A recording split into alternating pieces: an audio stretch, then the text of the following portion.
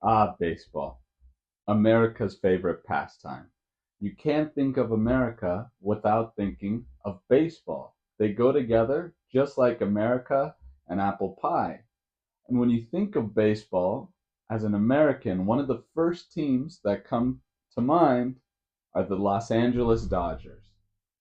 But the Los Angeles Dodgers have an interesting history.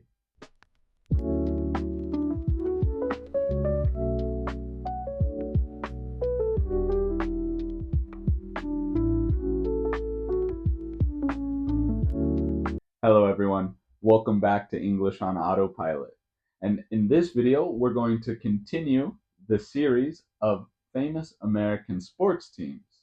In the first video, we talked about the Los Angeles Lakers. And today, we're going to stay in the same city. We're staying in Los Angeles. However, we're going to switch sports. Today, we're talking about the Los Angeles Dodgers. However, they weren't always the Los Angeles Dodgers.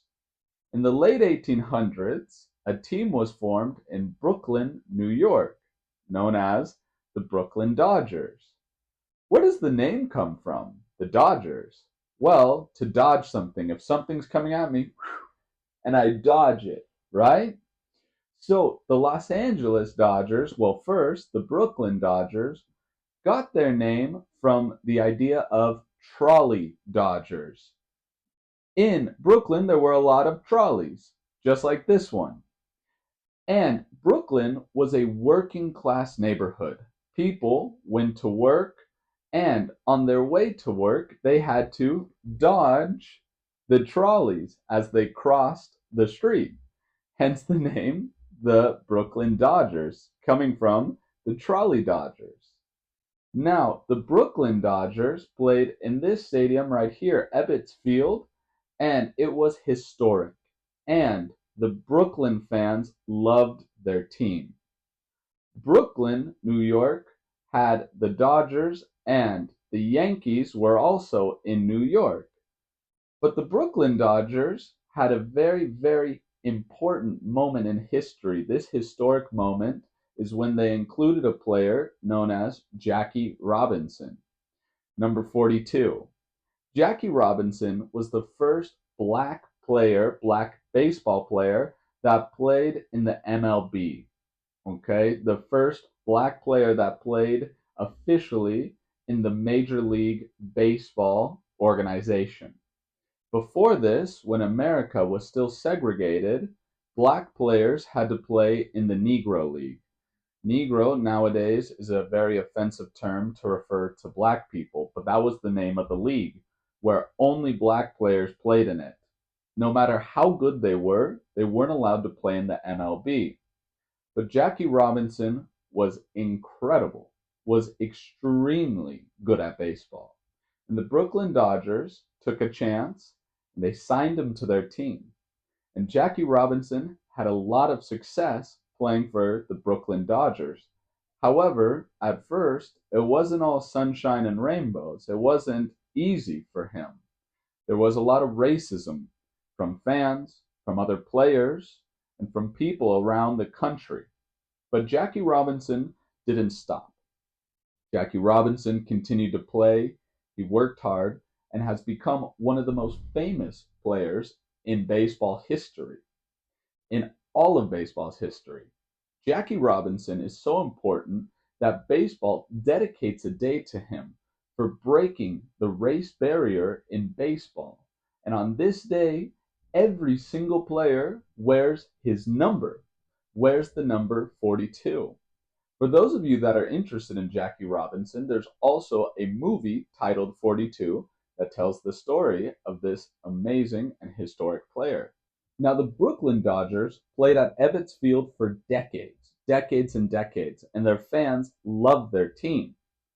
However, in the 1950s, the team wasn't making much money, and the owner of the team had the idea to move the team all the way across the country to Los Angeles. They moved from Brooklyn, New York to Los Angeles and became the first baseball team on the West Coast, the first Major League Baseball team to play on the other side of the country. They became known as the Los Angeles Dodgers. However, the move wasn't easy, and it affected not just the fans in Brooklyn that were obviously very, very sad to lose their team, but it affected an entire community in Los Angeles. When they were moving to Los Angeles, the owner of the team was looking for land that was cheap, that was not expensive, that cost little money to buy. And he found a place that now is where Dodger Stadium is, called the Chavez Ravine. However, it was not barren land, it was not empty. An entire Latino community lived in the Chavez Ravine, and it became a giant problem. He bought the property, but the people in Chavez Ravine had their homes there, their entire lives there. How are they going to move an entire community of people? Well, it ended up being a problem with the police. The police had to go in and remove people from their homes so they could destroy the homes to build the baseball park in. This, of course, created a lot of hostility, a lot of anger to the sports organization, the Los Angeles Dodgers, and it took a long time for them to build a following in the Latino community because of what they did to the Chavez Ravine. Not many people talk about this today when they think of the Los Angeles Dodgers, but it's important to note that even though they had something historic in Brooklyn with Jackie Robinson breaking the race barrier, they not long after they destroyed an entire Latino community in the Chavez Ravine, displacing all of those people and forcing them out of their own homes. Since then, the Los Angeles Dodgers started to gain more and more fans in Los Angeles as the team played well and they did their best to reach out to the community in Los Angeles. However, it wasn't until a very important player from Mexico joined the team that they really started to create bonds and connect again to the Latino or Hispanic community in Los Angeles. And Los Angeles is a very big Latino community because it's very close to Mexico. The player that joined the team in the 1980s that connected the team again with the Latino community was named Fernando Valenzuela. Now, Fernando was a pitcher in Mexico with a very unique style. On the mound, where the pitchers pitched the ball, he was very calm. He didn't get nervous. He stayed calm and had a very, very good technique. He was an excellent pitcher and connected really well with the community. Nowadays, in today's age, the Dodgers have a big fan group of Latino, Mexican, of all Latin American countries. There's a ton of fans of the Los Angeles Dodgers. It was such an important period that there was even a name for it when Fernando Valenzuela was playing with the Dodgers. It was known as Fernando Mania because the fans were so excited, bringing Mexican flags to the stadium. And even today, it's still a great tradition to see Mexican flags in the Dodger Stadium. Another player that is historic and very important to the Los Angeles Dodgers is Sandy Koufax. Sandy Koufax was Jewish, and because of this, a lot of Jewish people became fans of the Los Angeles Dodgers. Sandy Koufax was dominant. He was an excellent pitcher and won the Cy Young Award 3 times, which is given to the best pitcher in the MLB, in Major League Baseball. Sandy Koufax was an amazing, amazing pitcher, pitching 4 no-hitters, meaning not a single person on the other team hit the ball and reached first base, and even 1 perfect game, which means he didn't walk a hitter. They didn't get a hit, they got 4 balls outside of the strike zone and get to walk a base. Not one player did that. There was not one error. It was a perfect game, which is incredibly difficult in baseball. There's only a handful of perfect games in the history of the sport. Sandy Koufax was very important to the team, but to the Jewish community as well, because Sandy Koufax refused to play any games that landed on a Jewish holiday. Even when the team was in the playoffs, if a game in October landed on Rosh Hashanah, the Jewish New Year, or Yom Kippur, the Day of Atonement, Sandy Koufax would not play.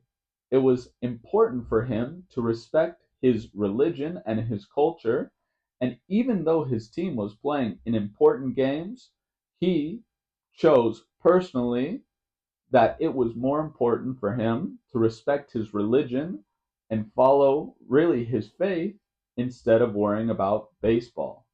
And I think it's a good message that even at your job or whatever it is that's very important, you shouldn't have to set aside what's really important to you, be it your religion, your family, whatever it may be. It's important for you, and you should have the option to choose that.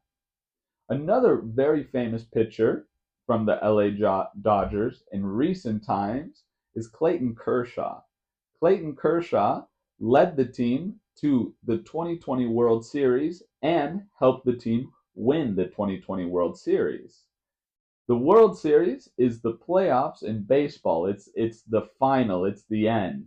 And the team that wins the World Series wins the Commissioner's Trophy, and they are known as the best team in baseball that year. The Dodgers have won the World Series a total of 7 times. The first time in 1955 in Brooklyn, and the last time in 2020, of course, known as LA. They only won one World Series as the Brooklyn Dodgers, but have won 6 in Los Angeles. They have had a lot of success and are a very good team. They continue to play at the highest level. They continue to play in Dodger Stadium, where was the Chavez Ravine, and still the Chavez Ravine, but where the community was. And the stadium is quite beautiful. You can see the entire city, you can see the mountains behind it, and it's very iconic in baseball. However, I think it's important to note that there is a dark past to where the stadium is, and that it is remembered what happened. Now, the Dodgers are going to continue to play there and continue to bring thousands of fans. 56,000 people can fit in the stadium. It's a lot of people. The Dodgers, the blue and white, the team in Los Angeles, is very important to baseball history. Put it in the comments below. Have you ever seen the Dodgers play a game? And do you know any other players from the Dodgers? There's, of course, many famous players that have played for this iconic team.